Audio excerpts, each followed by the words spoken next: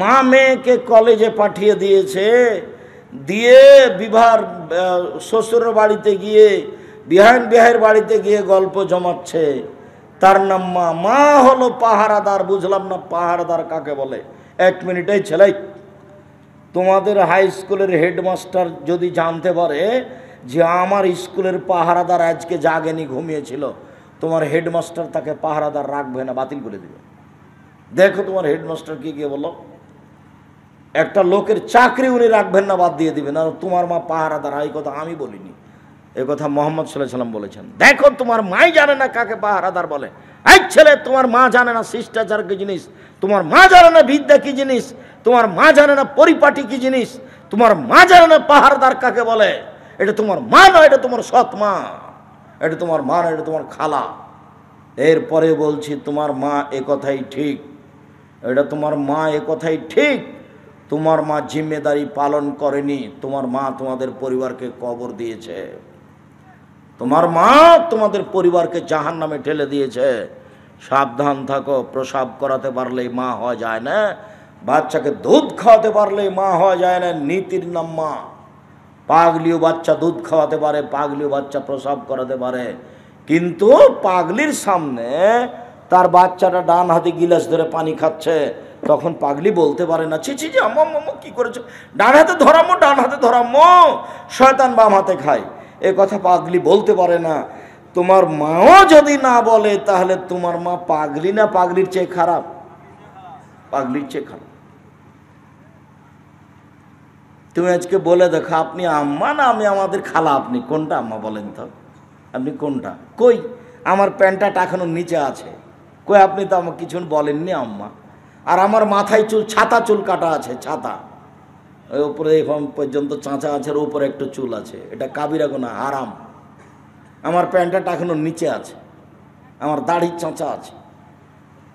আপনি তো রাত দিন দেখছেন আম্মা কোথায়, আপনি কি আমার খালা নাকি? আব্দুর রাজ্জাক সাহেব যেভাবে বলেছেন তাতে আপনি আর খালা। সম্মানিত দিনী ভাই বোন, বাড়ির পিছন দিকে 2-2.5 হাত গর্তের মধ্যে যেই কবর মাটি মানুষকে রাখা হয়, সেটার নাম কবর নয়। সেটাই যদি কবর হয়, তাহলে তাকে যাকে বাঘে খেলো তার কবর কোথায়?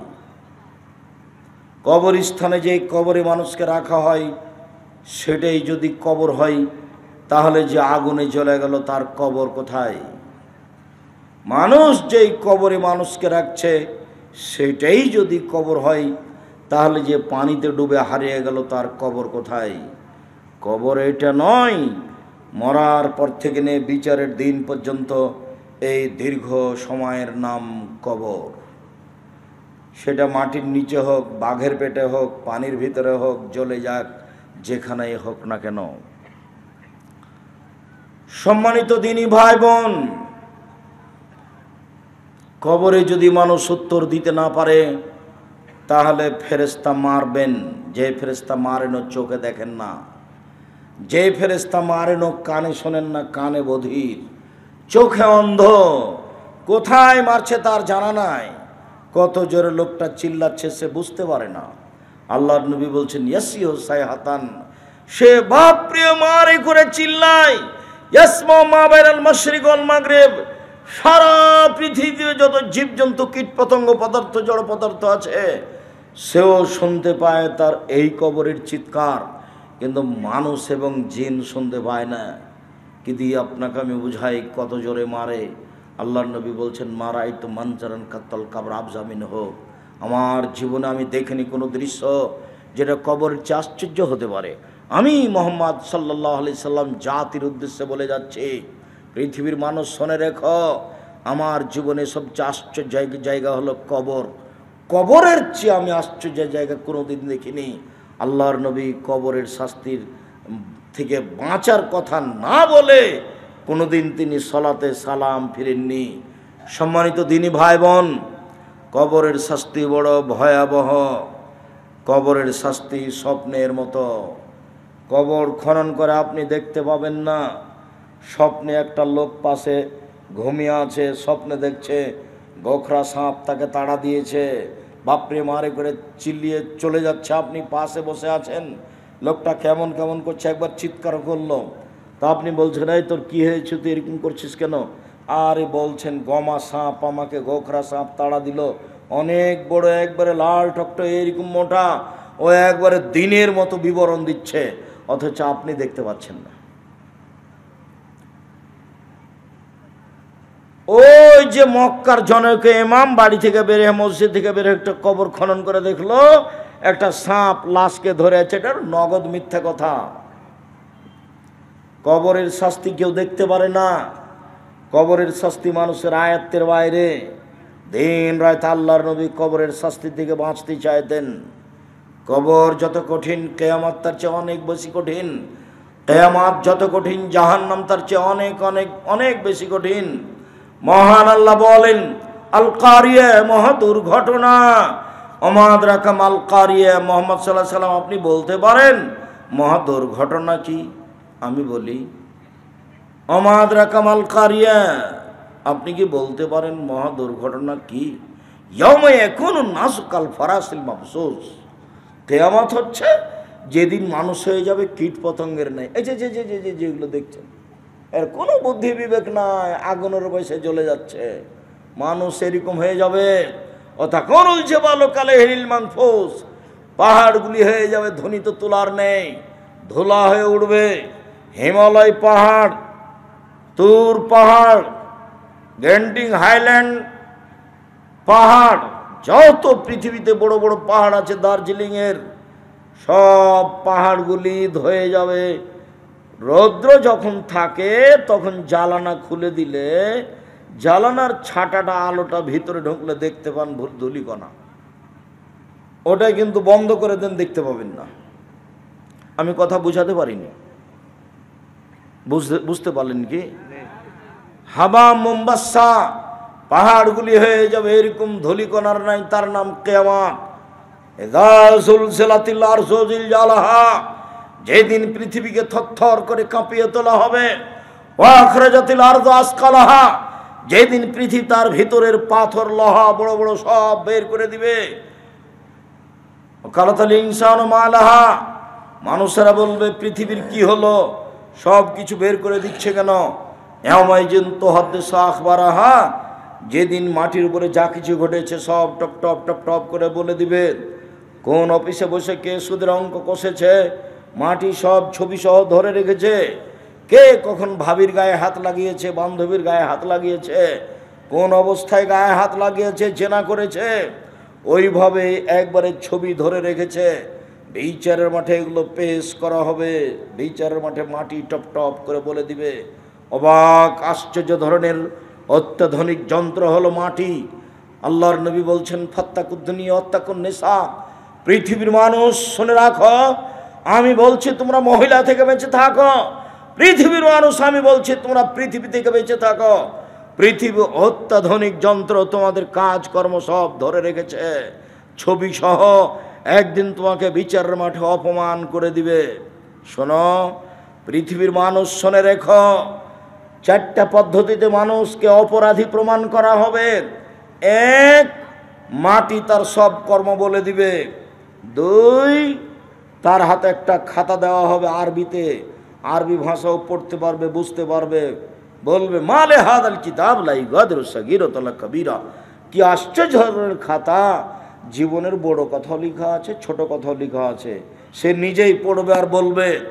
আল্লাহ বলছেন আল ইয়াউমা নাখতিমু আলা আফওয়াহিম, মুখ বিচারের মাঠে সেলাই করে দেওয়া হবে, মুখে কোনো কথা হবে না। হাত টপ টপ টপ টপ করে সব কর্ম বলে দিবে। হাত আপনার উল্টা, যে হাত দিয়ে আপনি আরেকজন মহিলার গায়ে হাত লাগিয়েছেন, এ হাত কথা বলবে, কথা বলা শেষ হলে পায়ে বলবে হাত তুমি ঠিক বলেছ। মিসকালা যারাতিন খায়রা ইয়ারা মিসকালা যারাতিন শাররা ইয়ারা, যত কর্ম করেছেন টিভির পর্দার মতো সব টপ টপ টপ টপ করে ধীরে ধীরে চলে আসবে, সব দেখতে পাবেন পুরো জীবনের কর্ম। সম্মানিত দিনী ভাই বোন, এই চারটা পদ্ধতিতে মানুষকে বিচারের মাঠে অপরাধী প্রমাণ করা হবে। কবর যত কঠিন, কিয়ামত তার চেয়ে অনেক বেশি কঠিন। কিয়ামত যত কঠিন, জাহান্নাম তার চেয়ে অনেক অনেক অনেক বেশি কঠিন। সম্মানিত দিনী ভাই বোন, কিয়ামতের বিবরণে অত্র আয়াতের সাথে সম্পৃক্ত একটি হাদিস। আদি ইবনে হাতেম রাদিয়াল্লাহু তাআলা আনহু বলেন, রাসূল সাল্লাল্লাহু আলাইহি সাল্লাম বলেছেন, মা মিনকুম আহাদুন ইল্লা সাইকাল্লিমুহু রাব্বুহু ইয়াউমাল কিয়ামা, তোমাদের প্রত্যেকের সাথে আল্লাহ বিচারের মাঠে কথা বলবেন মুখামুখি। লাইসা বাইনাহু ওয়া বাইনাহু তারজুমান ওয়ালা হিজাবুন ইয়াহজুবুহু, দুইজনের মধ্যে কোনো অন্তরাল থাকবে না। তুমি ওইদিকে আল্লাহ এদিকে, এরকম কোনো অন্তরাল থাকবে না। অন্তরাল ছাড়াই মুখামুখি আল্লাহ জিজ্ঞাসা করবেন। দুইজনের মধ্যে কোনো দোভাষী থাকবে না। আল্লাহ যা বলবেন আপনি তা বুঝবেন, আপনি যা বলবেন আল্লাহ তা বুঝবেন। এরকম সময় যখন কথা শুরু হবে, ফায়ানজুর আইমানা মিনহু, তখন লোকটি তার ডান দিকে লক্ষ্য করবে, ফায়ারা মা কাদ্দামা মিন আমালিহি, পুরো জীবনের সব কর্ম দেখতে পাবে। এই যে জেনা, এই যে সুদের পাপ, এই যে দোকানে বসে আড্ডা পিটাচ্ছিলাম সেই পাপ। ফায়ানজুর আইমানা মিনহু, তারপর বাম দিকে লক্ষ্য করবে, ফায়ারা মা কাদ্দামা মিন আমালিহি, পুরো জীবনের সব কর্ম দেখতে পাবে। যা দেখলো ডানে তাই দেখবে বামে। তারপর সামনের দিকে লক্ষ্য করবে, সামনে হলো জাহান্নাম। তখন আল্লাহর নবী বললেন, পৃথিবীর মাদ্রাসা আছে কিনা আমার জানা নাই, করেন, টাকা পয়সা খরচ করে করেন। নওগাঁ জেলার লোক বসে আছেন কেন? নইলে জামিয়া সালাফিয়ায় যান, 10 টাকা দিয়ে আসেন। এই দেশের শিরক মুক্ত প্রতিষ্ঠান জামিয়া সালাফিয়া, এদেশের বিদআত মুক্ত প্রতিষ্ঠান জামিয়া সালাফিয়া, এদেশের দল মুক্ত প্রতিষ্ঠান জামিয়া সালাফিয়া, এদেশের সংগঠন মুক্ত প্রতিষ্ঠান জামিয়া সালাফিয়া, এই দেশের হিংসা মুক্ত প্রতিষ্ঠান জামিয়া সালাফিয়া, এদেশের ছেলে মেয়েকে উন্নত মানের বাংলা, ইংরেজি, আরবি শিখিয়ে দেওয়ার ব্যতিক্রম প্রতিষ্ঠান জামিয়া সালাফিয়া, যেখানে দেশ বিদেশের শিক্ষক অবস্থান করেন।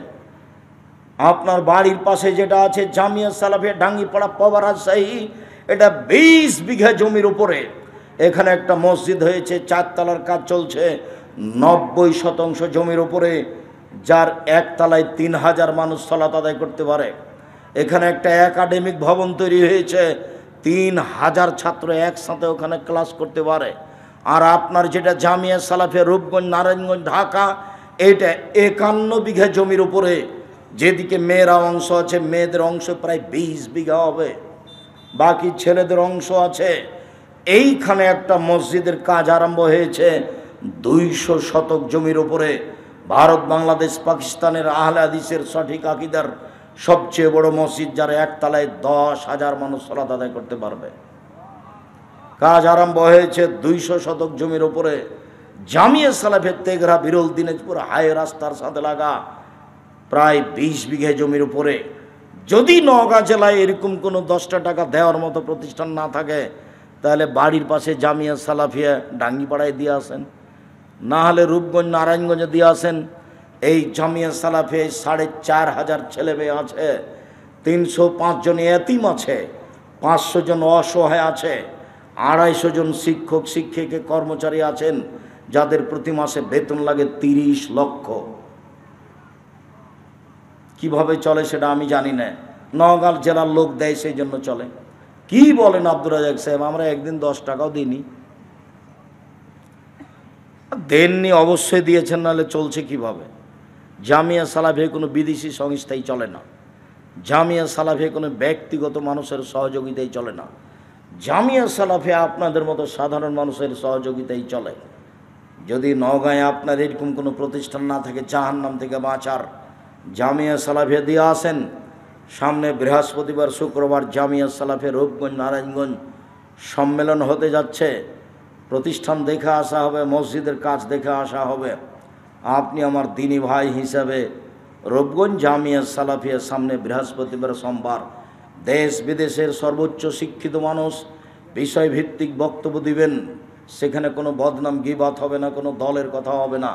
দল মুক্ত প্রতিষ্ঠান জামিয়া সালাফিয়া, সংগঠন মুক্ত প্রতিষ্ঠান জামিয়া সালাফিয়া, হিংসা মুক্ত প্রতিষ্ঠান জামিয়া সালাফিয়া, শিরক মুক্ত প্রতিষ্ঠান জামিয়া সালাফিয়া, বিদআত মুক্ত প্রতিষ্ঠান জামিয়া সালাফিয়া।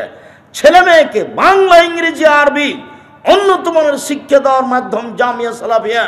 আমার মনে বড় সাধ, আমি এই দেশের মাটিতে উন্নত মানের প্রতিষ্ঠান করে ছেলে মেয়েকে বাংলা ইংরেজি আরবি উন্নত মানের শিক্ষা দিয়ে জাতির অন্যায়ের বিরুদ্ধে লড়বো, মুখে কলমে মিডিয়াই লড়বো ইনশাল্লাহ, আজ হোক আর কাল হোক। আমি মুখে লড়ে যাচ্ছি, কলম আমার পাশে আছে, মিডিয়া আমার সামনে আছে। 32 বছর আমি জাতিকে ফাঁকি দিনি। জাতির যদি রাস্তাঘাট করে দিতে না পারি, জাতির যদি স্কুল কলেজ করে দিতে না পারি, জাতিকে চূড়ান্ত সঠিক ধর্ম দিতে পারবো ইনশাআল্লাহ। ধর্মের ব্যাপারে জাতিকে ফাঁকি দিয়ে আমি আব্দুর রাজ্জাক বিন ইউসুফ পরকাল হারাতে রাজি নই। আপনাদের জানের প্রতিষ্ঠান জামিয়া সালাফিয়া, আমার মনে বড় সাধ এদেশের প্রত্যেকটা বড় জেলায় জামিয়া সালাফিয়া তৈরি করে জাতির অন্যায়ের বিরুদ্ধে লড়বো ইনশাআল্লাহ, আজ হোক আর কাল হোক। বাস্তব চলছে, আপনাকে আমি আরো বাস্তব দেখাবো ইনশাআল্লাহ। বলছিলাম সম্মানিত দিনী ভাই বোন, কিয়ামতের মাঠ বড় ভয়াবহ মাঠ। রাসূল সাল্লাল্লাহু আলাইহি সাল্লাম বলছেন, তুদনা শামসু ইয়াউমাল কিয়ামা, সূর্যকে সেদিন মানুষের মাথার উপরে করে দেওয়া হবে। কামেকদারে মাইলিন, 1 মাইল উপরে থাকবে। অর্ধহাত যেটা শুনেছেন সেটা মিথ্যা কথা। তখন মানুষের শরীর থেকে ঘাম বের হবে। আল্লাহ রাসূল বলছেন, মিনহুম মায়াকুনো এলা কাবাইহে, কারো কারো পায়ের ঘাম হবে টাকনু পর্যন্ত, কারো কারো ঘাম হবে হাঁটু পর্যন্ত, কারো কারো ঘাম হবে কোমর পর্যন্ত, কারো কারো ঘাম হবে নাক পর্যন্ত। এর নাম কিয়ামতের মাঠ। এলকা ইব্রাহিম আবাহু আজার, বিচার মাঠে ইব্রাহিম আলাইহিস সালাম তার বাপ আজরের সাথে সাক্ষাৎ করবেন। ওয়ালাওয়াজে আজার কাবরাতুন কাবারা, ওই সময় আজরের মুখখান থাকবে মলিন। ইব্রাহিম আলাইহিস সালাম বলবেন, আপনাকে আমি বলিনি আপনি আমার নাফরমানি করিয়েন না। আব্বা, আপনাকে আমি বলিনি আপনি আমার নাফরমানি করিয়েন না। তখন বাপে বলবে, আলিয়াউমালা আসিকা, বেটা আজ তোমার নাফরমানি করব না, আজ যাই বলবে তাই মেনে নিব। বিচার মাঠে কিছু বলার থাকবে না। বাপের এইটুকু কথা শুনে আল্লাহকে বলবে, আল্লাহুম্মা ইন্নাকা ওয়া'দানি আল্লাহ তুখজিনি ইয়াউমা ইউবাসুন। ইব্রাহিম, তোমাকে আমি বিচারের মাঠে অপমান করব না। আজ আমার বাপ জাহান্নামে যাবে, আমি জান্নাতে যাব, এর চেয়ে বড় অপমান কি হতে পারে? তুমি আমার সাথে ওয়াদা করেছো ইব্রাহিম, তোমাকে আমি বিচারের মাঠে অপমান করব না। আজকে আমার বাপ জাহান্নামে যাবে, আমি জান্নাতে যাব, এর চেয়ে বড় অপমান কি হতে পারে? তখন আল্লাহ বলবেন, ইব্রাহিম ইন্নী হারামতুল জান্নাত আলাল কাফিরিনা, যারা আমাকে মানেনি, আমার নবী ইব্রাহিমকে মানেনি, তারা কাফের, আমি তাদেরকে জান্নাতে দেব না। ইব্রাহিম আলাইহিস সালাম তার বাপকে জান্নাতে নিয়ে যেতে পারবেন না। ইব্রাহিম আলাইহিস সালামের বাপ জাহান্নামে যাবে। আব্দুর রাজ্জাক সাহেব বলেছেন যে মুহাম্মদ সাল্লাল্লাহু আলাইহি সাল্লামের বাপ মা জাহান্নামে যাবে। তখন হুজুর এমন খেপে গেছেন, একেবারে তেলে বেগুনে জ্বলে গেছে। যাক, জাহান্নাম জান্নাত যাই হোক, 1 মিনিট, এইটা বুখারী মুসলিমের হাদিস। বিচারের মাঠে ইব্রাহিম আলাইহিস সালাম তার বাপের কিছুই করতে পারবেন না। মানুষ হিসেবে দ্বিতীয় মহামানব ইব্রাহিম আলাইহিস সালাম, সময়ে সময়ে মুহাম্মদ সাল্লাল্লাহু আলাইহি সাল্লামের চেয়ে ইব্রাহিম আলাইহিস সালাম অনেক দামি। যখন সপ্তম আকাশের উপরে আমাদের নবী গেলেন জিবরাইলের সাথে, তখন জিবরাইল আমাদের নবীকে বললেন, ও ইব্রাহিম, হো আবুকা ফাসাল্লাম আলাইহি, ইনি হচ্ছেন ইব্রাহিম, ইনি আপনার বাপ, আপনি তাকে সালাম দেন। আমাদের নবী একটু আগিয়ে গেলেন, আগিয়ে গিয়ে বলছেন, আব্বা আসসালামু আলাইকুম, আব্বা আপনাকে সালাম। তখন ইব্রাহিম আলাইহিস সালাম বলছেন, ওয়া আলাইকুস সালাম ইবনি সলিহ নবী সলিহ, ও আমার সৎ ছেলে, ও আমার সৎ নবী, তোমাকেও সালাম। সম্মানিত দিনী ভাই বোন, ইব্রাহিম আলাইহিস সালাম তার পিতাকে বিচারের মাঠে জান্নাতে নিয়ে যেতে পারবেন না। বিচারের মাঠ বড় জটিল। আপনাকে দেখাচ্ছিলাম, বিচারের মাঠে কেউ কারোর সাথে কথা বলতে পারবে না, কেউ বিচারের মাঠ থেকে অনুপস্থিত থাকতে পারবে না। ইদা শামসু কুব্বিরাত, যেদিন সূর্যকে আলোহীন করে দেওয়া হবে। ওয়াইজান নজুমুন কাদারাত, যেদিন তারকাগুলি খুলে খুলে নিচে পড়বে। ওয়াইদাল জিবালু সুয়িরাত, যেদিন পাহাড়গুলিকে চলমান করে দেওয়া হবে ধূলিকণা করে। অয়েদালে সর উত্তেলাত, যেদিন 10 মাসের পেট পূর্ণ উটনিকে ছেড়ে দেওয়া হবে, মানে মানুষ ব্যবসা বাণিজ্য ছেড়ে পালিয়ে যাবে। অয়েদালে সর উত্তেলাত। সম্মানিত দিনী ভাই বোন, এজাসসামাউন ফাতারাত, যেদিন আকাশ ফেটে চৌচির হয়ে যাবে। ওয়াইদাল কাওয়াকিবুন তাসারাত, যেদিন তারকাগুলি খুলে খুলে বিক্ষিপ্ত হয়ে পড়বে। ওয়াইদাল কুবুর বুসিরাত, যেদিন কবরগুলিকে খুলে দেওয়া হবে, মানুষ কবর থেকে উঠে ছুটে দৌড়াবে। কিয়ামতের মাঠের একটা অবস্থা আল্লাহ রাসূল উল্লেখ করেন, কাইফা নাম, দুনিয়াতে আমি কিভাবে আনন্দে ফুর্তিতে থাকি। যেদিন আল্লাহ ইসরাফিলকে সৃষ্টি করেছেন, সেদিন তার মুখে একটা বাঁশি দিয়ে রেডি করেছেন। ইয়ান্তাজের মাতা ইউমার বিন নাফকে, ইসরাফিল প্রতীক্ষমান রয়েছেন কখন বাঁশিতে ফোঁক দিতে বলা হবে। তাহলে এই পৃথিবীর কি দাম আছে? পৃথিবী ধ্বংস করার জন্য একটা ফেরেশতা বাঁশি মুখে দিয়ে আছেন। পৃথিবীর জন্মের দিন তার মুখে বাঁশিটা দিয়ে দেওয়া হয়েছে। তাকে বলা হয়েছে তুমি প্রস্তুত থাকো, যখন আমি বলবো ফোঁক দাও তখনই তুমি ফোঁক দিবে। আমরা যুগ যুগ থেকে পৃথিবীতে বসবাস করছি, কিছু বুঝতে পারছি না। পৃথিবীটাকে ভেঙে দেওয়ার জন্য পৃথিবীর জন্মের দিন ফেরেশতার মুখে দিয়ে দেওয়া হয়েছে বাঁশি। কবর যেমন কঠিন, কিয়ামত তার চেয়ে অনেক বেশি কঠিন। কিয়ামত যত কঠিন, জাহান্নাম তার চেয়ে অনেক অনেক অনেক বেশি কঠিন। আপনাকে আমি কি দিয়ে বুঝাই কিয়ামত কত কঠিন, জাহান্নাম কত কঠিন। সেই দিনের ব্যাপারে রাসূল সাল্লাল্লাহু আলাইহি সাল্লাম বলছেন, লা আদরি মা ইউফালু বি, আমার সাথে কি আচরণ করা হবে তা আমি নিজে বলতে পারছি না। মহান আল্লাহ বলেন, ফামান খাফাত মাওয়াজিনুহু, যার নেকির পাল্লা হালকা হয়ে যাবে বিচারের মাঠে, তার থাকার জায়গা হবে অতীব গভীর গহ্বর হাবিয়া ওমাদরাকা মা হিয়া। মুহাম্মদ সাল্লাল্লাহু আলাইহি ওয়াসাল্লাম, আপনি কি বলতে পারেন অতীব গভীর গহ্বর হাবিয়া নামক জাহান্নামটি কি? আমি বলি নারুন হামিয়া, তা হচ্ছে জ্বলন্ত উত্তপ্ত আগুন। জাহান্নাম বলতে আগুন। যেদিন বিচারের মাঠে মানুষের পাপ নেকি উঠলে ওজন হবে। শোনেন, হিন্দুদের পাপ নেকি ওজন হবে না কেন বলেন তো? নেকি নাই, সেজন্য। এক পাল্লাতে তো নেকি দিতে হবে আর এক পাল্লাতে পাপ দিতে হবে, তাহলে তো ওজন হবে। তো নেকি নাই তো ওজন হবে কি দিয়ে? ইহুদিদের পাপ নেকি ওজন হবে না, খ্রিস্টানদের পাপ নাকি ওজন হবে না। ফালা নকিম লাহুম ইয়াউমাল কিয়ামাতি ওজনা, ওদের পাপ নাকি বিচারের মাঠে ওজন হবে না। ওদের কপাল এবং পা একসাথে ধরে জড়িয়ে জাহান্নামে নিক্ষেপ করা হবে। এই কথা আল্লাহ তাআলা বলেন। আমি আপনাকে বিচারের মাঠ বুঝাতে খুব কষ্ট পাচ্ছি। কি দিয়ে বুঝাই? এক একটা স্তর এক এক রকম। কত স্তর আছে বিচারের মাঠে। যারা একটু জুলুম করেছে তাদের বিচার দেরিতে হবে। ভালো মানুষের বিচারের সময়সীমা এক ওয়াক্ত ফরজ সালাতের সমান, 5 থেকে 7 মিনিট। কেউ যদি একটা রিকশাওয়ালাকে 20টা টাকা দিয়ে ধমকে বিদায় করে দিয়ে থাকে, ও জালেম, তার বিচার পরে হবে। কেউ যদি জোর করে জমি দখল করে থাকে তাহলে তার বিচার পরে হবে। কেউ যদি যাকাত না দেয়, ওসুর না দেয়, তাহলে ফকিরের টাকা মেরে খেয়েছে, ওর বিচার পরে হবে। যদি 1 দিন দেরি হয় তাহলে 50,000 বছর, আর যদি 3 দিন দেরি হয় 1.5 লক্ষ বছর। জনাব, এবার আপনাকে একটু বলে, এই ছেলে বসো। তুমি আমাকে ব্যস্ততা দেখাচ্ছ।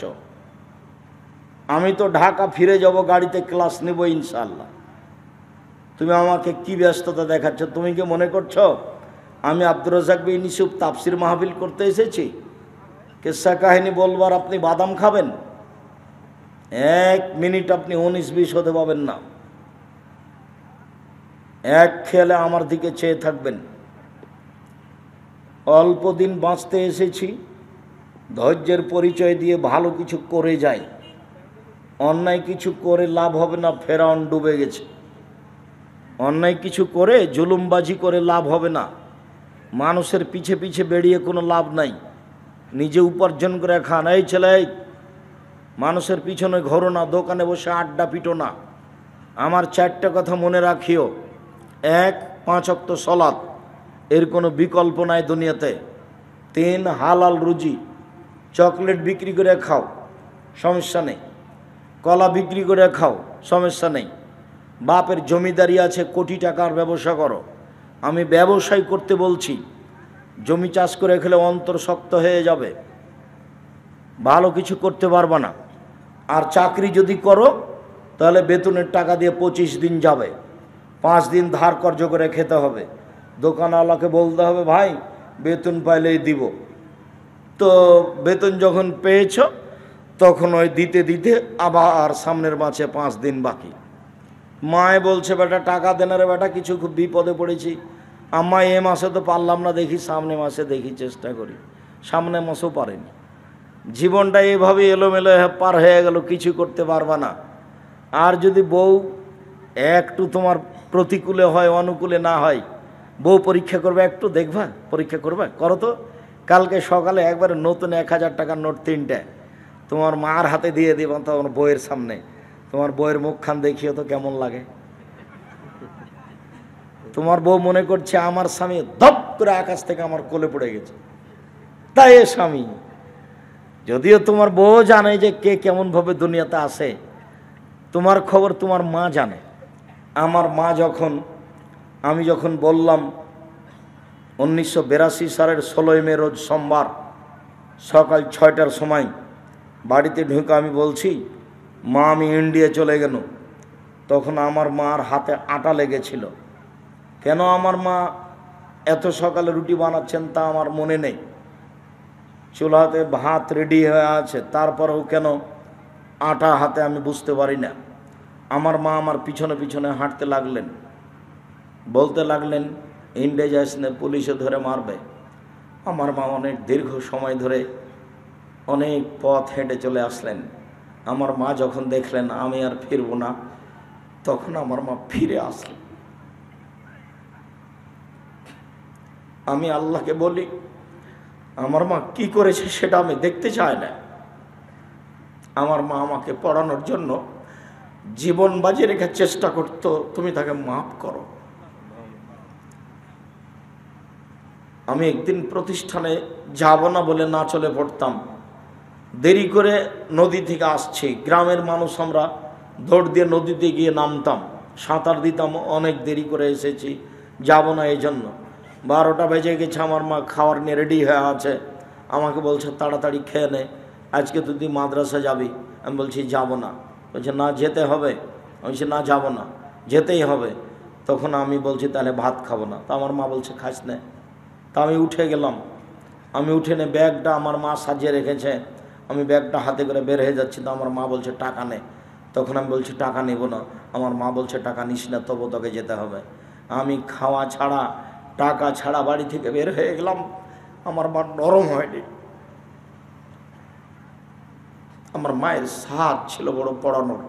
যে কোনো ছেলের, যে কোনো ফকির ফাকরাকে দেখলে ভিক্ষে দিলে আমার মা বলতেন, তুমি আমার ছেলেটার জন্য দোয়া করিও। এমন কোনো ফকির আমাদের বাড়ি থেকে যায়নি যাকে আমার মা ভিক্ষা দেওয়ার পরে দোয়া করার জন্য বলেনি। সম্মানিত দিনী ভাই বোন, বাপ মাকে মূল্যায়ন করার চেষ্টা করেন। আমি যখন বিদেশে গিয়ে বক্তব্য দিই তখন আমি বলি মানুষকে, দেখো তুমি তোমার স্ত্রীর নামে অ্যাকাউন্ট খোলো না, ভুল হবে। তুমি 5 বছর বিদেশে আছো, টাকা তুমি তোমার স্ত্রীর নামে পাঠালা। যেদিন তুমি দেশে ফিরবা সময় হবে, সেদিন তোমার বউ টাকা পয়সাটা নিয়ে পালিয়ে যাবে। সেদিন তুমিও কাঁদবে, তোমার মাও কাঁদবে, তোমার বাপও কাঁদবে। সেদিন 3 জন একসাথে হয়ে যাওয়া, তোমার বউ ভিন্ন হয়ে যাবে। আজকে তোমার বউ কাছে আছে আর তোমার বাপ মা তোমার দূরে আছে। যেদিন তুমি বিপদে পড়ে যাবা সেদিন দেখবে তোমরা 3 জন, তোমার বাপ আর তোমার মা আর তুমি। তার আগে পর্যন্ত তোমার বউ তোমার সাথে আছে, তোমার বউ কাছে। আমার মা বলতো 3 জানের বড়ি, নারী হলো 3 জানের বড়ি। আমার মা মাঝে মধ্যে এভাবে বলতেন। বাড়ি থেকে বের করার সময় আমার মা বলতেন, 4টা কাজ করো না। 1, দোকানে বসিও না। 2 প্রাইভেট পড়ায়ও না, 3 কারোর সাথে বন্ধুতালি করো না, 4 দাওয়াত খায়ও না। প্রাইভেট পড়ায়ও না, দোকানে বসিও না, বন্ধুতালি করিও না, প্রাইভেট পড়ায়ও না। এই 4টা কথা বলে আমার মা বাড়ি থেকে বিদায় করতেন। সম্মানিত দিনী ভাই বোন, বিচারের মাঠ বড় কঠিন, কিয়ামতের মাঠ বড় কঠিন। কিয়ামতের মাঠের ব্যাপারে আল্লাহ বলছেন, ইয়াউমা তারাউনাহা তাজহালু কুল্লু মুরজিয়াতিন আম্মা আরজাত। বিচারের মাঠে যে মহিলা বাচ্চাকে দুধ খাওয়াচ্ছে, সেই মহিলা কখন তার দুধের বাচ্চা বুক থেকে বাচ্চা পড়ে যাবে বুঝতে পারবে না। অতাজাউ কুল্লু হামলিন হামলাহা, যে মহিলার পেটে বাচ্চা আছে কখন বাচ্চা প্রসব হয়ে যাবে সে বুঝতে পারবে না। অতারা নাসা সোকারা, আপনি দেখবেন মানুষকে মনে হচ্ছে যেন মদ খেয়েছে, মাতাল হয়ে বিচার মাঠে ঘুরে বেড়াচ্ছে, আসলেও মাতাল হয়নি। ওয়ালাকিন আযাব আল্লাহি শাদীদ, বিচার মাঠের শাস্তি খুব কঠিন। এই জন্য মানুষকে দেখা হবে মানুষের বুদ্ধি টুদ্ধি নেই। আল্লাহ রাসূল বলছেন, ইহশারুন নাসু ইয়াউমাল কিয়ামা হুফাতান ওরাতান গোরলা।